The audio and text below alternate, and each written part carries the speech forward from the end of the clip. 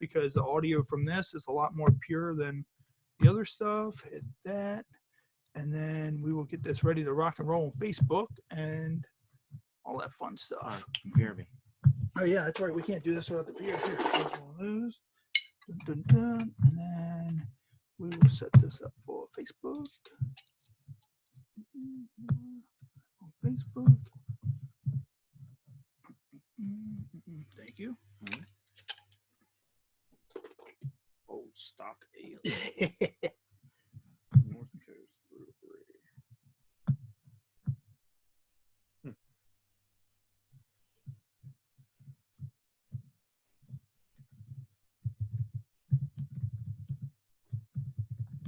Ooh. How's that? Good.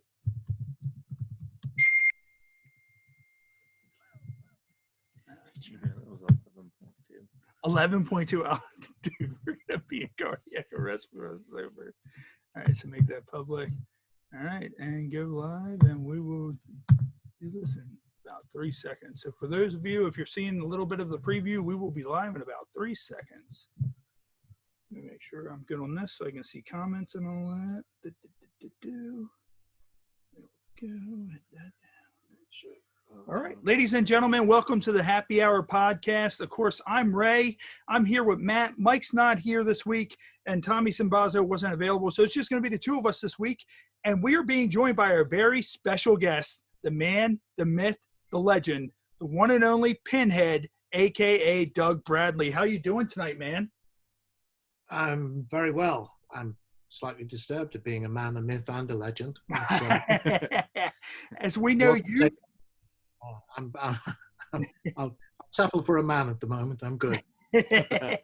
And we know you've done 8 Hellraiser films. That's remarkable. I mean, there's very few guys who repeat the same role over and over again. As we know, with Jason Voorhees, Michael Myers, a lot of those guys, you can have multiple actors. And normally throughout you do that. There's very few, Robert Englund, yourself, that reprise the role over and over again. And the last 2, unfortunately, didn't have you in there. But I feel, you were the best Pinhead, out of all of them. I mean, you were in all 8. How was it getting involved with the Hellraiser series? How did that come to be, getting involved with Hellraiser? Oh, well, I mean, that actually goes back a long time. I mean, I'm talking like half a century ago. We weren't even thought of. So how long have you got? It goes back to me getting cast in the school play in high school in Liverpool, which would be around 1969, something like that. So I go into rehearsals, and here's this guy who's also in the cast for the school play, by the name of Clive Barker. Oh, okay. Oh, wow. So that really is, is the day that changed my life.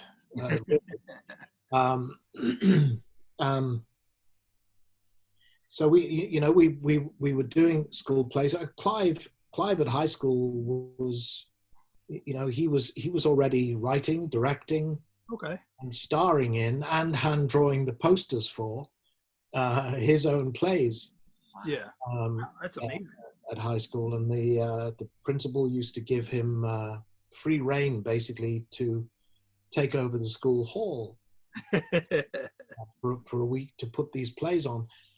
I think he knew that he had a talent in Clive, and I think he didn't know quite how to contain it within what was a very rigidly academic structure.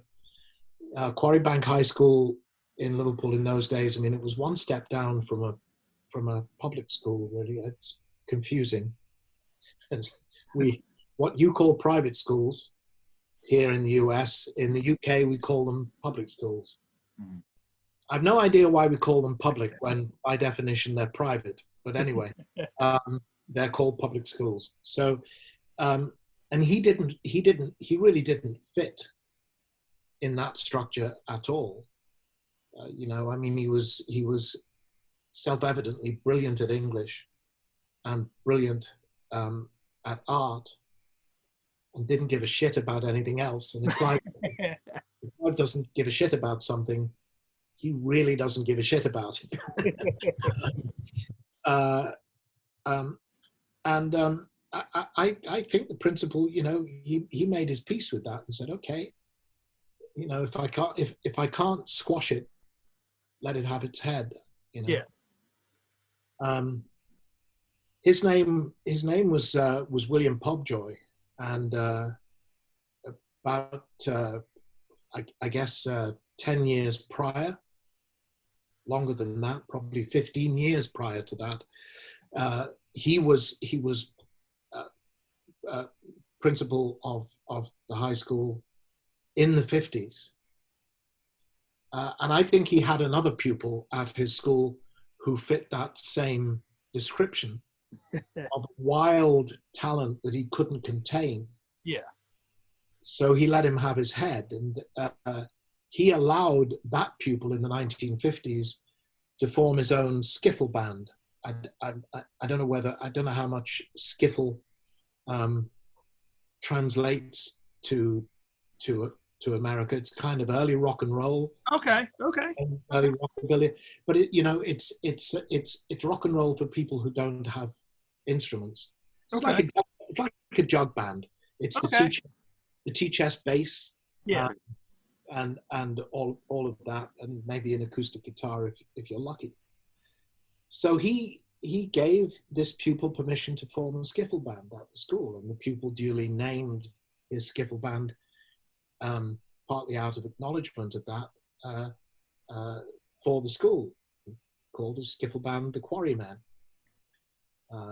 And people may recognize that name because the Quarrymen was really the very, very first incarnation of a band that one or two of your listeners may have heard of. Were called the Beatles. Oh wow! Okay. That pupil was called John Lennon. So, Mr. Podjoy, I think, he's not with us anymore, but,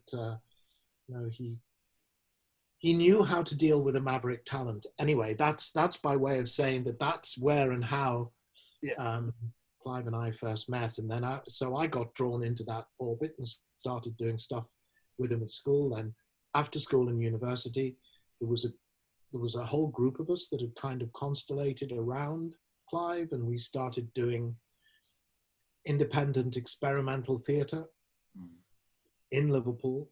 We were a mime troupe in the mid 1970s. We did a musical, we did a farce, we did, there was a play called A Dream that we took a year to create from the ground up, completely improvised and stitched together from folklore and mythology. We took a year to put it together, and we performed it once. Wow. And then it was gone, and we moved on. Wow. So you guys really put a lot of effort into a lot. And we formed a theatre company called the Dog Company. We were performing original plays by Clive. A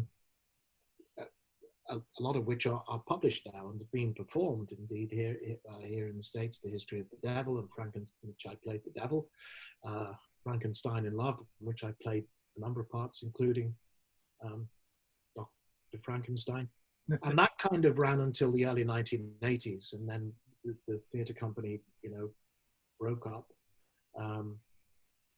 Clive was starting to write a few horror stories, as he put it to me, to see if I can make a bit of money. Those stories became the first stories of the Books of Blood collection. And also among them, there was, he was starting to work on a short novella called The Hellbound Heart. So that's 1982, and then 1985, I was with him at a party, and in the middle of conversation, he said, "Oh, by the way, I'm trying to put together an independent, low-budget British horror film, and I think there's a part in there for you." And I said, "Oh, okay, fine, cool." And we, conversation moved on. We talked about other things, and I didn't think about it again. But that was the moment that Hellraiser came into my life for the first time. Oh, wow. So that's the kind of 16-year journey from 17-year journey from me meeting Clive to the point at which he invited me to be involved in Hellraiser. And when you look at the Hellraiser movies, especially the first, by the way, what's that? Don't look at the Hellraiser movies. Hellraiser came out in what, 1987? It's what? Yeah, I was 2 years old when that movie came out. 34 years ago. I think I've seen it start to finish maybe 4 times. But when you look at them, though, those movies are very different from most horror movies you see today. Just by the way everything was done, by the way the Cenobites look, by just everything in general. When you ran down pretty much all the work and effort that you guys put into the plays that you guys did, as soon as you said it, I was like, man, that kind of thinking went into the Hellraiser films. So yeah, that's pretty wild. Yeah. Yes, it did, totally. There's a lot of the spirit of the freewheeling, experimental. You can bring anything into the melting pot. That's the way Clive works anyway. It's the way his mind works. Anything and everything is grist to the mill. Nothing gets thrown aside. Everything is the grit in the oyster that produces the pearl. For me, there's no question that Hellraiser wouldn't have been the movie that it was without the 10 to 15 years of theatre work that went before it. Remember that Clive didn't really know what he was doing. I mean, he never directed a film before. He didn't have experience of being on a film set. He didn't know the technical side of movie making. I knew even less than he did. Because I'd had all that experience of working in the theatre with Clive. By the time I knew I was going to be an actor, which was probably around 1979, 1980, I just carried on, So I've never been to the theatre school. I've never had an acting class in my life. Oh, wow. So I turn up on day one to start shooting Hellraiser. That's my first day on a movie set. Oh, wow. Because I didn't go to theatre school, I've never done the classes about how a movie set works. What's the relationship between the director and the first assistant director? What's the relationship between the first assistant director and a second assistant director? Why is there a second assistant director? And why is there a third assistant director? Why are there so many assistant directors? What's going on here? And what? All of those questions. Yeah. I don't want to ask because I don't want to look like a complete fool. Yeah. While at the same time, I'm trying to make sense of acting with my head covered in latex with in those early days, a 5 to 6 hour makeup process, wearing contact lenses not made to my prescription, so I'm very short-sighted and everything is black. And wearing a corset and a skirt. Yeah. So apart from that, everything was plain sailing, but that's kind of that's the way that we had always rolled. We'd always said, Clive, I'm exaggerating wildly to make a point, but Clive would always have said, I want to put the apocalypse on stage. Yeah. I want to stage the apocalypse. Okay, and we have no money. We have literally no money. We have nothing. We have apocalypse, and that's it. okay, what the fuck? Yeah, okay. Let's put And, the apocalypse on stage. And we would have done it. We yeah. never did, but we would have done it if Clive had come up with that idea. I mean, really, And you kind of did it in Hellraiser. yes, ultimately, I guess, yes. And I think, you know, I've always said my feeling about, you know, you start making a movie and you have no idea where you're going. And an awful lot of it is about how everything gels, Yeah. how the people gel. Who are the people? Are they good people? Are they not good people? Do we all like each other or not? You know, Yeah. it's a one-way ticket to you've no idea where, and it develops its own story, the story of a film set and the story of making a film. And Hellraiser was a marriage of happy accidents all over the place. And the principal one I always point to is Clive's relationship to Robin Vidgen, who was the director of photography. Now, a less committed DP, a bit more of a job's worth of a DP, might have looked at Clive, you know, and said, "Well, you don't know your ass from your elbow, and I can make an end run around you to make my life easy for myself all day long." Robin didn't do that. Clive is an artist. He has a visual imagination and he has a visual eye, and he had created the whole Hellraiser idea. He knew what he wanted, and he knew what he wanted it to look like, and he knew what his visual references were. He didn't necessarily know, you know, to do that we need these lights and these lenses to make it happen. But Robin listened to him, and Robin said, "Okay, we can do this. But if you want to do that, then this is what we have to do, and it's going to take time, or we can do this. And if you do that, you can't do this, but we can do that." And, you know, and Clive learnt the technical side of filming. You could see it happening as we went through the process of filming. And the two of them, I think, developed a wonderful creative relationship. But a great deal of Hellraiser being so memorable visually is down to that relationship between Clive's imagination and his visual eye, and Robin giving him the technical wherewithal to make it happen. Now, when that went to happen, when he had you come in and he basically laid out Hellraiser and the whole being Pinhead thing to you, what was your first initial response? Were you just kind of like, what is this? Did you mind doing horror when you looked at getting into acting? You know, once the acting happened, did you imagine that it would be in such an iconic role like Pinhead?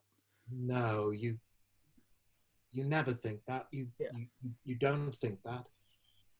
I think a lot of it, and as I said, that for me, Hellraiser very much was a natural development out of the theatre work that had gone before.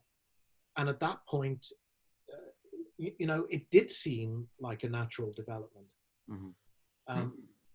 Obviously, having worked with Clive over that period of time, you know, a lot of the work that we had been doing was not you know, 1,000 miles away from the territory that Hellraiser and Pinhead was occupying. Yeah.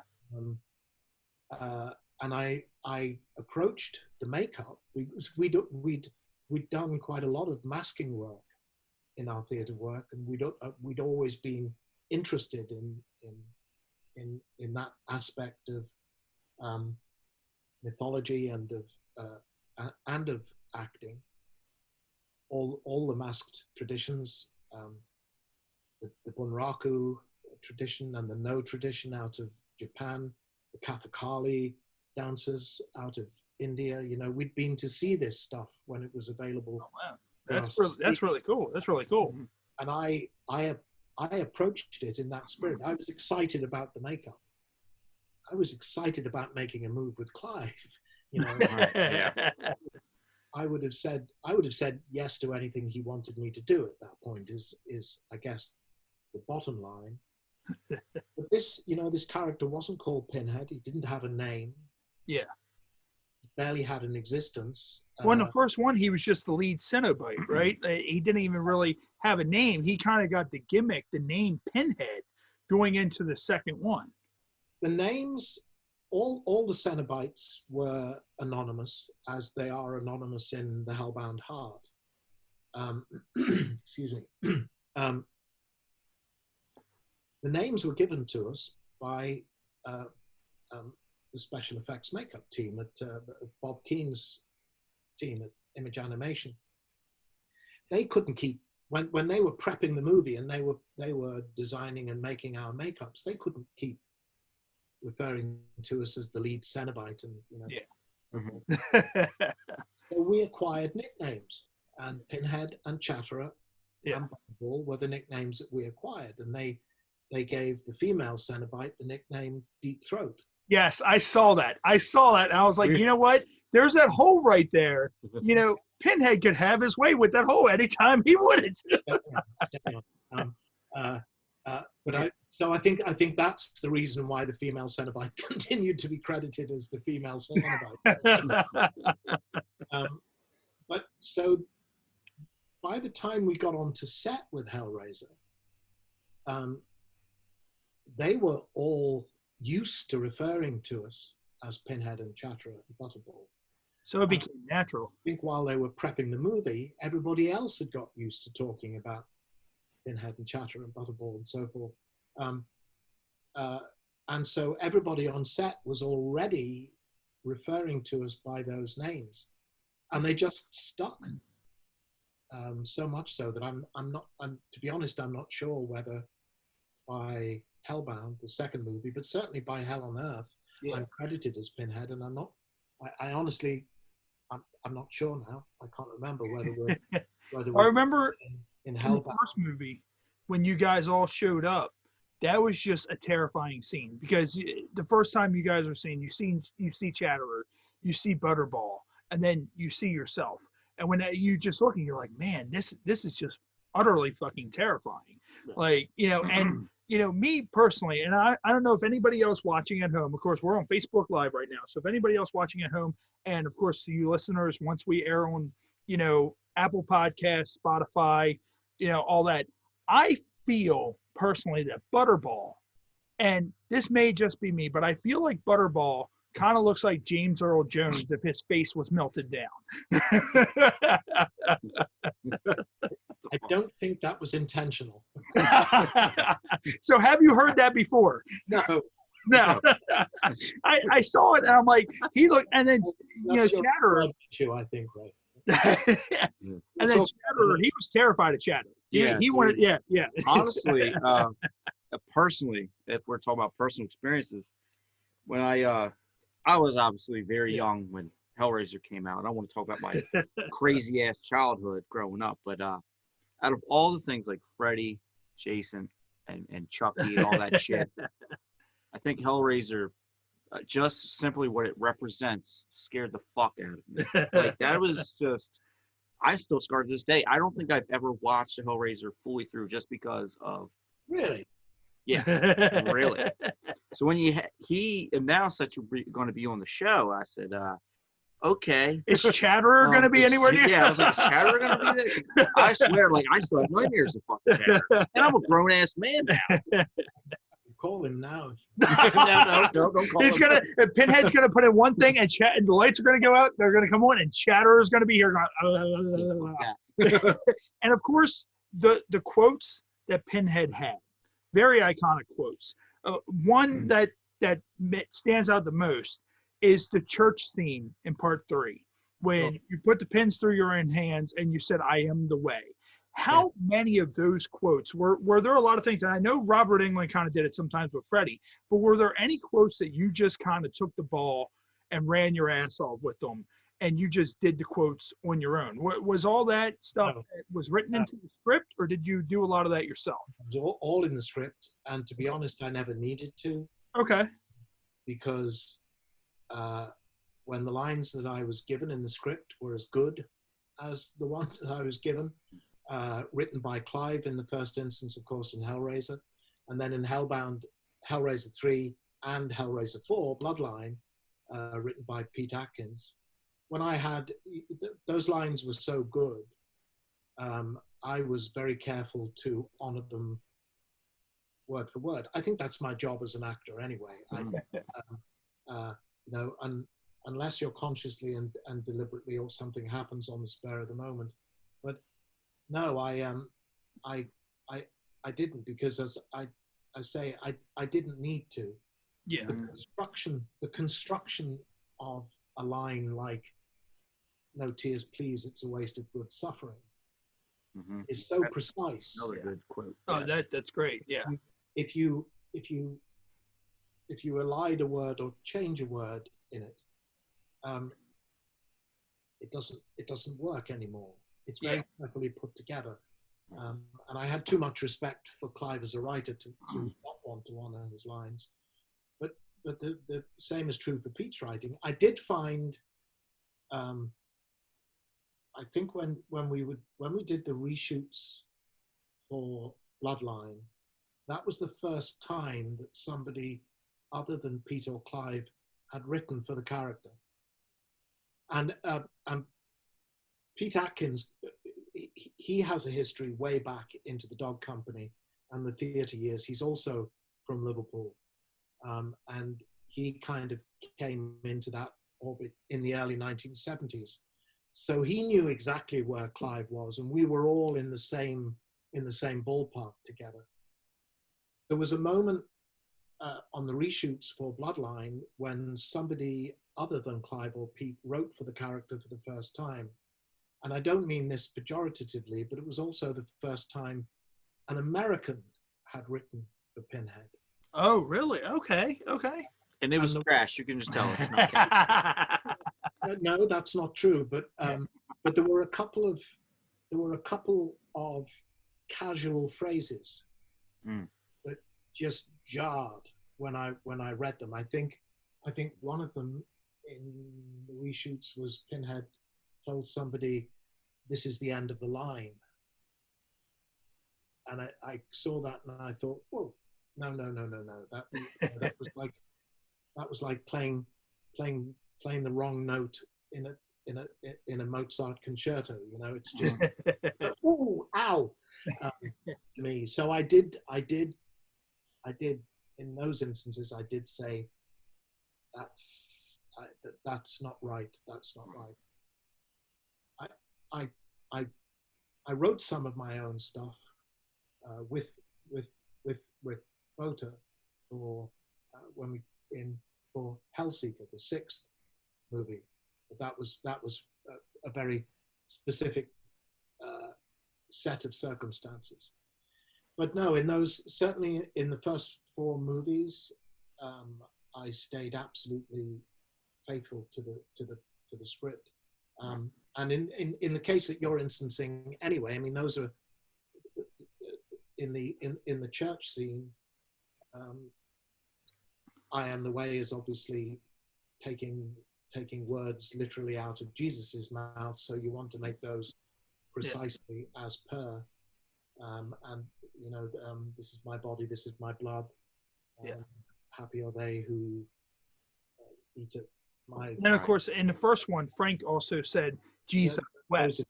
Taken out of the sacrament. Now that Jesus wept, that was not in the screenplay. Okay. Acknowledges this. That was Andy Robinson's improvisation. Really? Okay. I watched that whole process of preparing for that scene, and it was pretty extraordinary. Took a long time getting all the hooks and chains, into Andy. And there was, I don't know what it was. I can't remember. I have the script here somewhere, but there was a line for Frank as Larry, to say at that point, and I think it was Andy who said to Clive,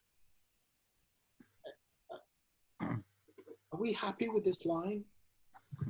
You know, and Clive, who's not precious about his own work at all, protective, yes, but not precious, immediately said, "No, it sucks. It's horrible. Do you have anything better?" And Andy came up with Jesus Wept. That's good stuff. Clive said, perfect. Yeah, it fits in perfectly with the scene that it does. And when Matt was bringing up, that he hated Chatterer, what did me in for the series was the whole "I am in hell, help." Just that skinless body was just completely fucking horrifying. And even on the graphic that we have for you for the show, we added that in, for the graphic, and it was just insane just seeing that. See, that's Clive's genius at work. I think most horror directors, they might well put a skinned man on screen, but it would be boom. Yeah. Mm-hmm. It would be John. Oh God, it's a man with no skin, and then it would have gone away. Yeah. Clive puts a skinned man on screen, and he stays on screen. Yeah. Yeah. He walks, and it goes up here. You don't forget that. It's not there and then gone. He's in love. He drinks red wine and he smokes cigarettes. That's I think what makes the skinned man unsettling is it's you get past, oh fuck, as a guy with no skin. Yeah. That point to he's still there and he's walking around and he's then the building is falling apart around me, don't worry.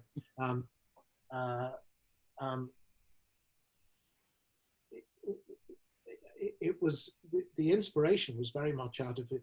If anybody's familiar with the illustrations of Vesalius, who was a Renaissance artist who was one of the first people to present anatomical drawings of people with their skin flayed off to show the musculature and the veins and arteries and so forth.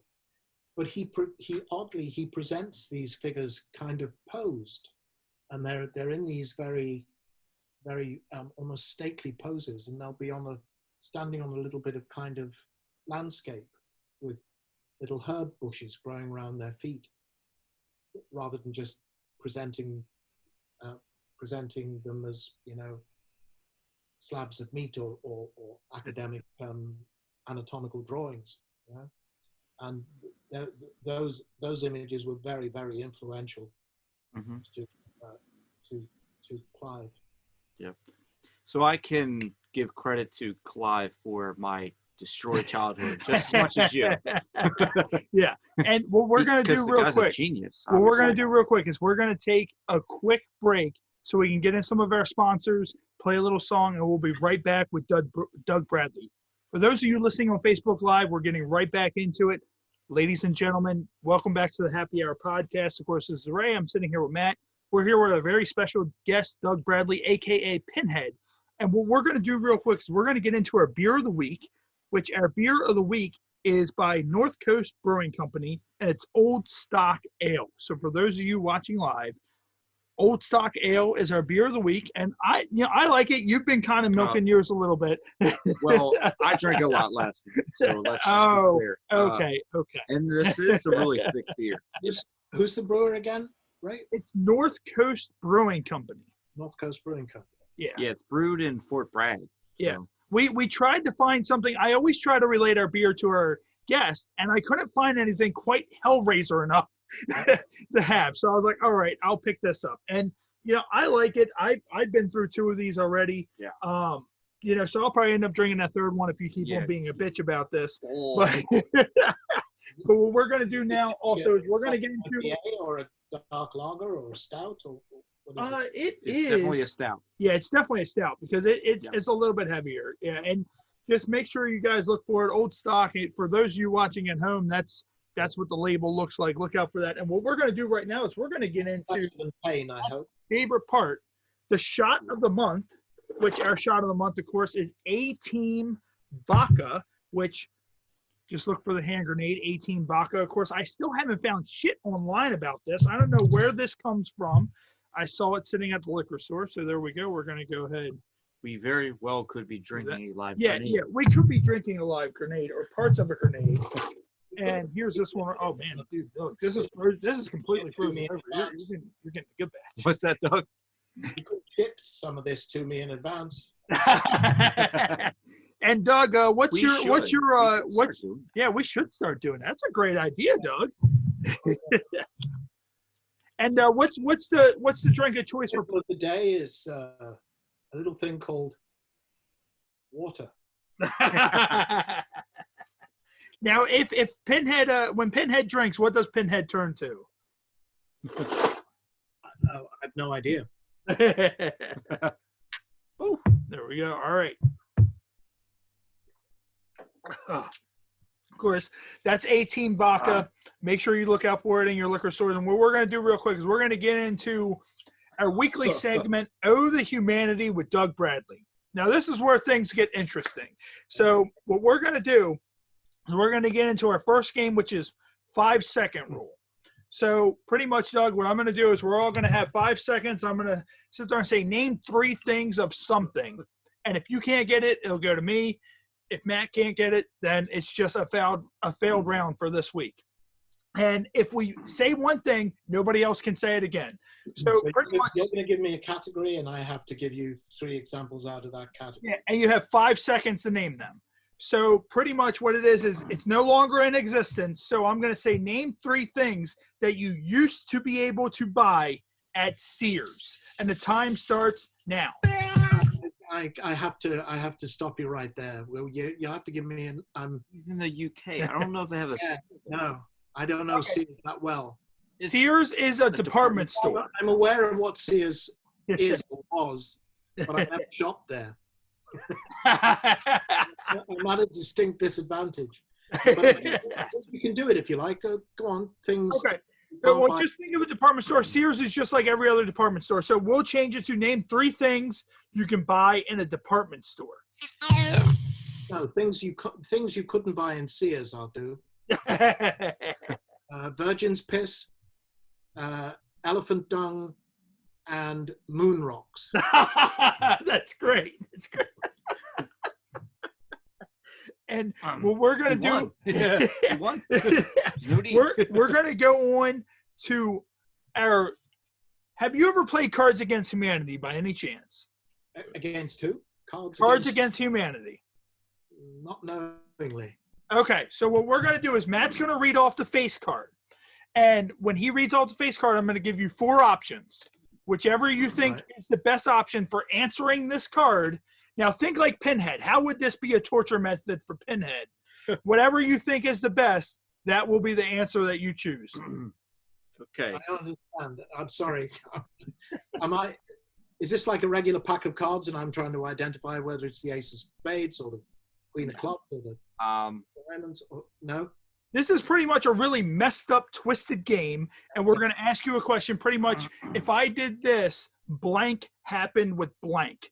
And then you're going to fill in what you think. I'm going to read off 4 cards, which fill in the blank, and you're going to say what you think is the best. It's almost like an ad lib, right? Yeah, it's kind of like an ad lib. Okay. He's like, huh? Okay, so the question card is, when I pooped, what came out of my butt? So your choices are, when I pooped, what came out of my butt? A passionate Latino lover.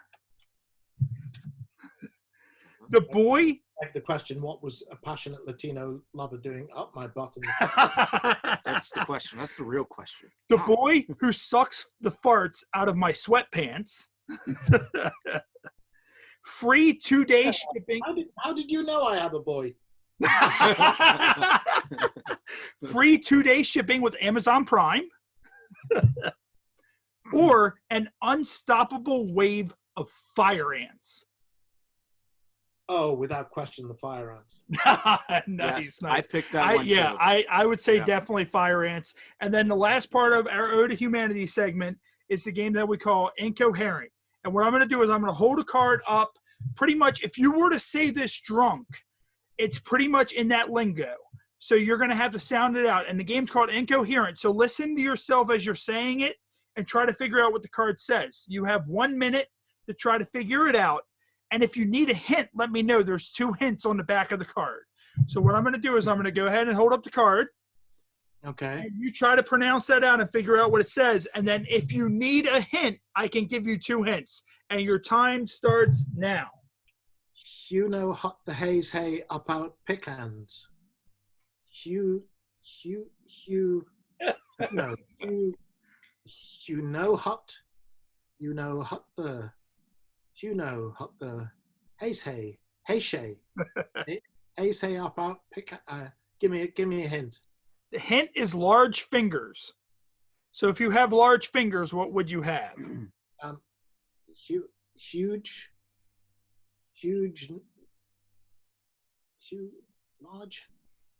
large hands. That is part of it is big hands. It's a quote. Big, you know, hop the hay say up our pick hands. Hay say pick. Yeah, Hey. you almost got it. Listen when you say it quick. Hop the hay say pick up our pick hands. Big hands. Yeah. About.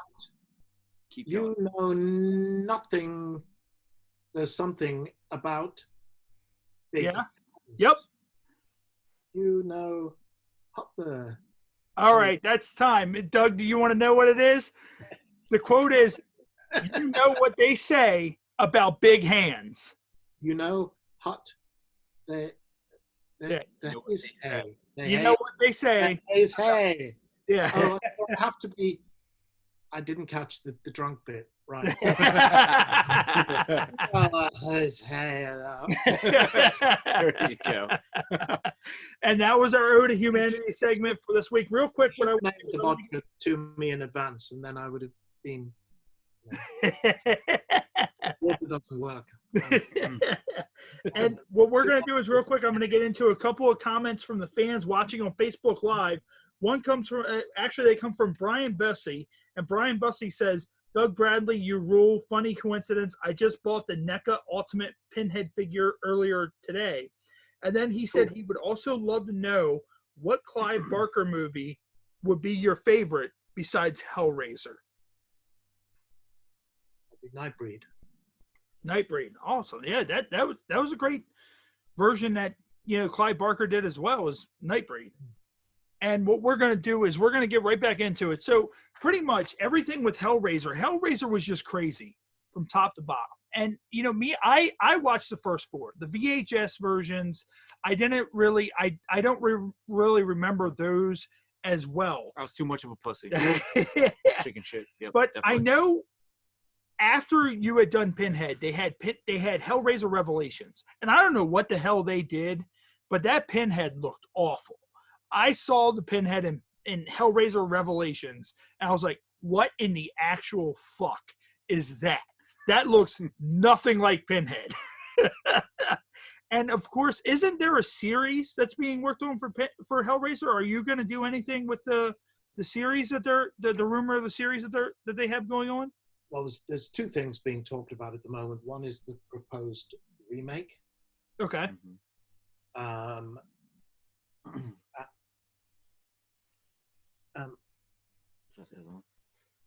This is very peculiar.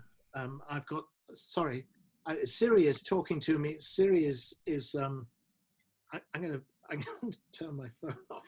Siri's listening to me, and she's telling me what she's found in relation to the question you just asked me. That's great. It's a sign. It's a sign. She's always listening. That's the Cenobites trying to connect with you. They're like, we need you back. We need you. Sorry, here are the 2 things I have found in relation. What the fuck? It's a good thing she didn't kick in when we were doing the games, because that would have been mighty interesting. They say about big hands. That might be another way to play the games. You can ask. Oh, that's great. Sorry, what do they say about big hands? What was the question?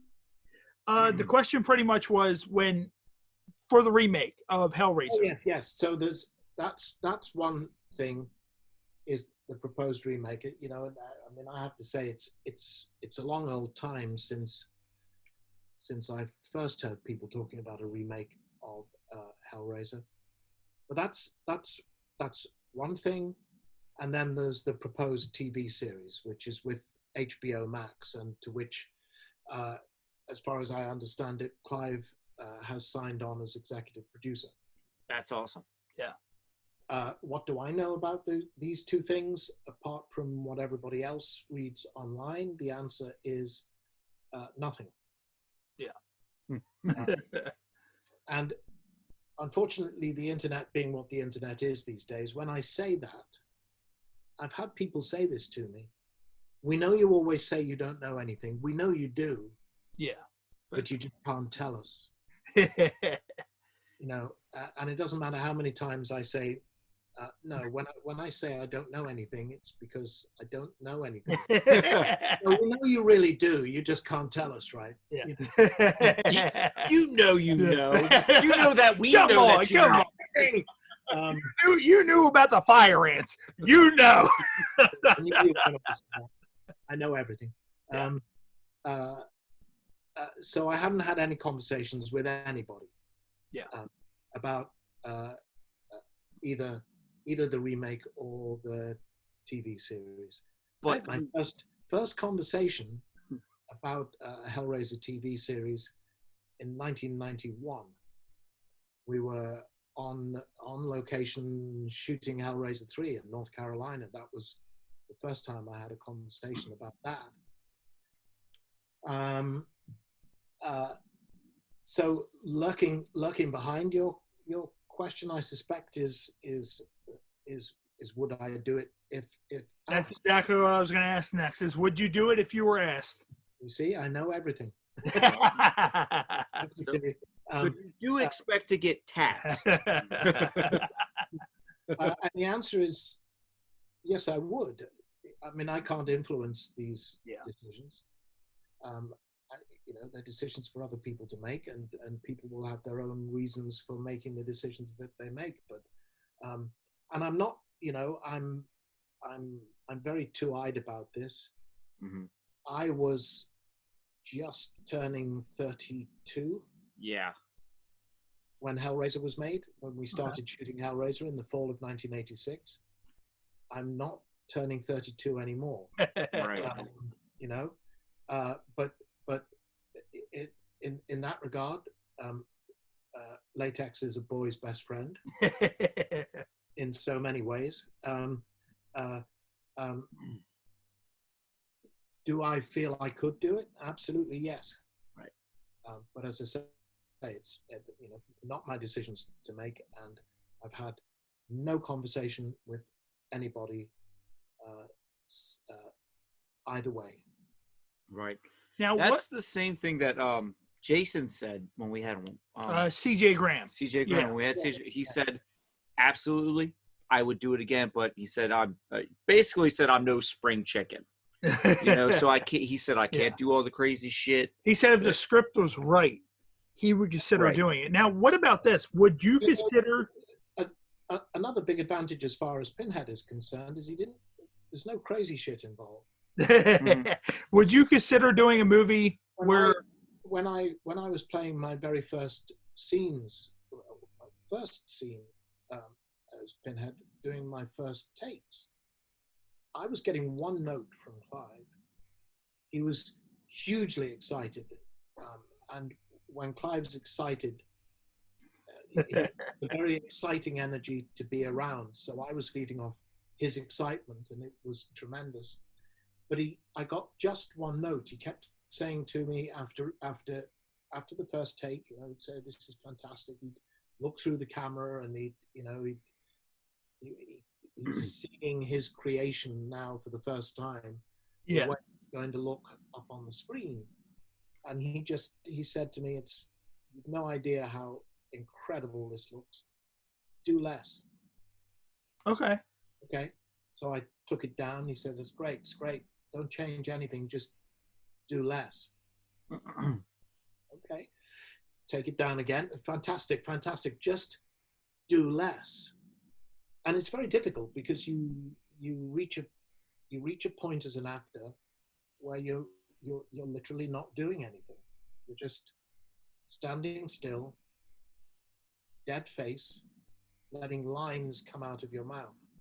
And in a nice way, that's exactly what Clive was asking me to do. What he was saying to me really was, you don't need to sell this. When that makeup is up on that big screen in a dark cinema, Yeah. Yeah. it's sold. You don't have to do anything. Don't feel you have to, because there's a tendency as an actor, because you've got this stuff on your face, you're trying to make yourself come through the makeup. Yeah. Right. Just really, the process is of saying, no, let the makeup close around your face. Don't fight it. Yeah. And it's about making friends with the makeup. So if I'm literally doing nothing and I'm saying, we are angels to some, demons to others, just talking these extraordinary lines out, that's it. You don't need to do anything else. So there's no crazy shit involved. He doesn't run around. He's not. He moves very slowly when he moves at all. Yeah. And he's very considered. But the other thing is that was Pinhead as he was conceived again. Whatever the hell we are now, 35 years ago. Yeah. It's not necessarily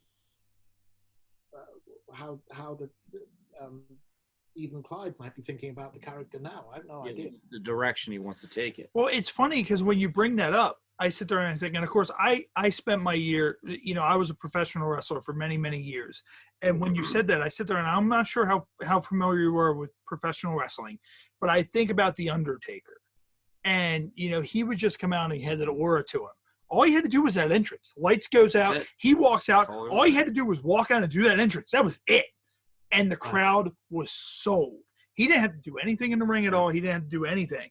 And the crowd was just sold. And that's exactly what you said. With all that, the crowd's just locked in. And we have a comment that, would you want to see pretty much, let's say, Freddy and Jason go to hell and they run into Pinhead? What do you think something like that would ever come to fruition? How would that work? There's been for I think for forever a rumor running around that they were going to make a sequel to Freddy versus Jason, and Pinhead was going to appear in the final scene. I've never heard that, and I've always played that one down, not least because at the time, Pinhead was owned by New World, which was Miramax, and Freddy and Jason were owned by New Line. I mean Dimension. Owned Pinhead, which was Miramax, and New Line owned Freddy and Jason, so they could do what they'd like. In order to bring Pinhead into that, it becomes a cross studio production. And that's hard to territory. There was a planned to be a Hellraiser Halloween. Really? When Freddy versus Jason was released, at that point, Dimension had both Halloween and Hellraiser, and it was being generally talked about as the Halloween project.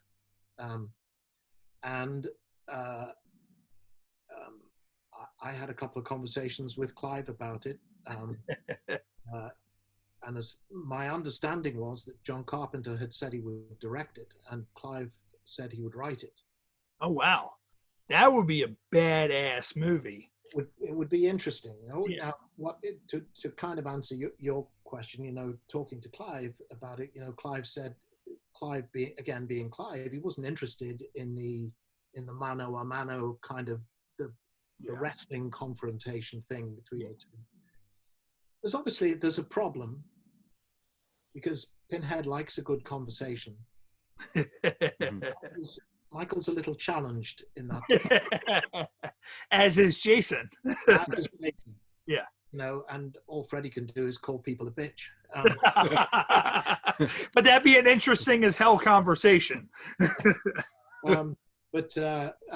Clive wasn't interested in that so much as finding where, if you like, the geographies of Halloween met the geographies of Hellraiser. Where do those things intersect? You know, and given the kind of fucked up psychosexual state of Michael's head, I think there was certainly plenty of fertile territory in there that would have interested Pinhead. But then my understanding is, I mean, it was to go ahead and Mustafa Akkad, the Akkad brothers who produced the original Halloween movies. He was killed in a terrorist attack in a hotel in Aden, I think I want to say. Yeah, I think Mustafa was, and then Malik took the series over after that. But I think I don't know why. My understanding, or at least what I was told, was that he didn't want the project to happen. Gotcha. I guess he wanted to keep Halloween and not mess it with mixing it with other movies, which I respect. I understand that. So it didn't happen. But it's a bit of a drag. I would love to have worked with John and to have had John and Clive collaborating it on. It could have been something very exciting. Oh yeah, that would have been magic. And of course, Doug, we're starting. It might have been a piece of shit. You never know. You never know, because you sit there and you look at certain horrors and you're just kind of like, should they have done this?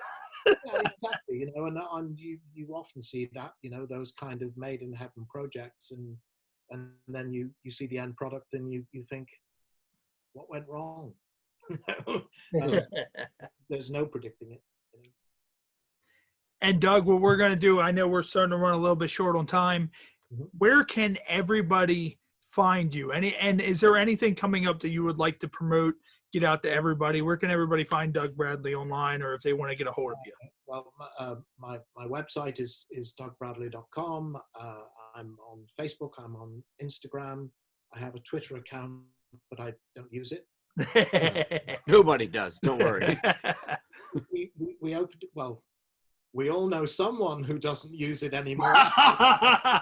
Oh! That was a burn. No names.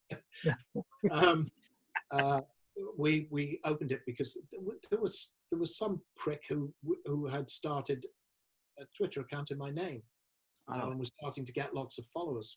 Yeah, we thought it was me, so we opened the hashtag Real Doug Bradley Twitter. I've never done Facebook personally. Yeah. Never touched Facebook. It's a good thing. It's a good thing. Stay very, very far away from it. It's a fan page. Yeah. Mm-hmm. So don't expect that you can come and like me and I'll be your buddy. But we interact. I mean, through last year in lockdown, I did quite a few spontaneous Q&As where we just switched on Facebook Live and Instagram Live and said, "Hey, here we are. Ask me some questions." And it's extraordinary because within a heartbeat, there's thousands of people there. Oh yeah, and asking questions. And we did a couple of kind of pre-planned ones where we announced it in advance and invited people to send in questions, and we picked the best of them and did it online for an hour that way. So I am interactive with fans, but it's not like my Facebook page. So all of that is there, and obviously I have my online store at the website as well, 10x8, so you can buy and choose your own dedication. And I started last year because obviously I did a convention in Charlotte in February, and I have not done a convention since for obvious reasons. And so I started my virtual convention. so you'll find that if you go to my web store, you can order a T-shirt or a copy of my book, or a 10x8 as normal. If you do it through virtual convention, then I will film it like I'm meeting you at my table. Oh, that's cool. Hi, how are you? It's nice to meet you. And here's the 10x8 you ordered, and then I sign it, and that'll be in the post. And people can either ask for greetings specifically, or ask me one question, which I will then answer on the video, and then the item of merchandise gets mailed out, and the video is sent privately to them to download, or you can just have the video greeting. So those two things we started. It's kind of like my own version of Cameo, but the virtual convention idea is that, I'll meet you at my table and I'll sign a picture to you. That's as close as we're going to get to doing it for a while. No chatterer guy, right? Because fuck that guy. And you said it. And of course, for those of you watching at home and listening at home, we will be back next week. For those of you watching, we will be back live with Eric Woodworth. He's a comedian. We will be back with him. We may be live with him in studio. And of course, we thank you for tuning into the Happy Hour podcast. We will see you guys next week. Doug, would you be able to hang out for 1 second with us? All right, cool. We're done with the Facebook Live. Would you just real quick be able to, our commercial breaks, we drop in random little snippets of fans saying this is such and such, and you're listening to the Happy Hour podcast. However you want to say it, would you be able to say this is Doug Bradley, aka Pinhead, and you're listening to the Happy Hour podcast? Yep.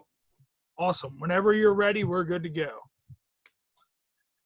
Hi, this is Doug Bradley, Pinhead from the Hellraiser movies, and you are listening to the Happy Hour podcast, and you'd better keep listening or I will tear your soul apart. Holy shit. That's awesome. Thanks, man. I appreciate that. Thank you for taking out the time to talk to us. Yes. I was very excited. I'm a big horror fan myself, so trust me. I'm not so much, but, like I said, Pinhead scares the shit out of me. But just for a second, if you don't, I know you got probably other shit you got to do. But Clive, you seem to have a very great relationship with him.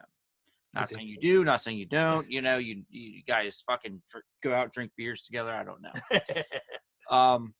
But if he's ever interested in coming on the show, because he seems like a fucking genius, we would love to pick his brain. Right. Yeah. We love to pick his brain. We have had special effects people that have done what was the guy we had Nick on? Benson and Nick Strawn. And Nick Strawn on.